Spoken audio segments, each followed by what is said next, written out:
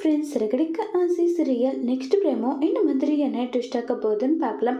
பயங்கர கோபத்தில் வந்து ஸ்ருதி இருக்காங்க.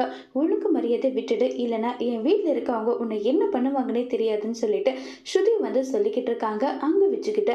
ஆனால் விச்சு வந்து என்ன நடந்தாலும் சரி, உன்னெல்லாம் எதுக்காகவும் யாருக்காகவும் விட்டு கொடுக்க மாட்டேன், என்னை இப்படி ஏமாத்திட்டு அவமானப்படுத்திட்டு அசிங்கப்படுத்திட்டு இங்கிருந்து போன இல்லைன்னு நல்லா சொல்லி ரொம்பவே கோபப்பட பேச வச்சுட்டு இருக்காங்க.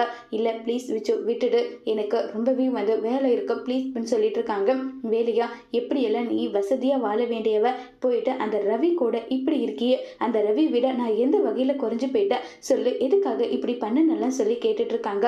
ப்ளீஸ் விச்சு விட்டுடு விட்டுடுன்னு சொல்லிட்டு அகைன் பை அகைன் சொல்லிட்டு இருக்காங்க. உடனே விச்சுக்கு பயங்கரமாக கோபம் வருது. நான் பாட்டுக்கு சொல்லிக்கிட்டு இருக்கேன் என்னடின்னு சொல்லிட்டு ஸ்ருதி அடிக்கிறாங்க. ஸ்ருதி கீழே மயக்கம் போட்டு கீழே விழுந்துடுறாங்க. இப்போ ஸ்ருதி வந்து ரொம்பவே வருத்தத்தில் இருக்காங்க.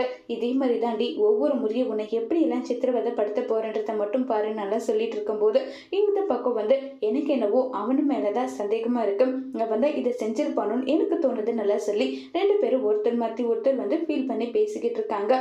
இப்ப முத்து இது எல்லாத்துக்குமே காரணம் அந்த விச்சுதான்ற உண்மையை கண்டுபிடிப்பாங்களா இல்லையாங்கிறத வரப்போற எபிசோட்ல வெயிட் பண்ணி பார்க்கலாம். தேங்க்யூ.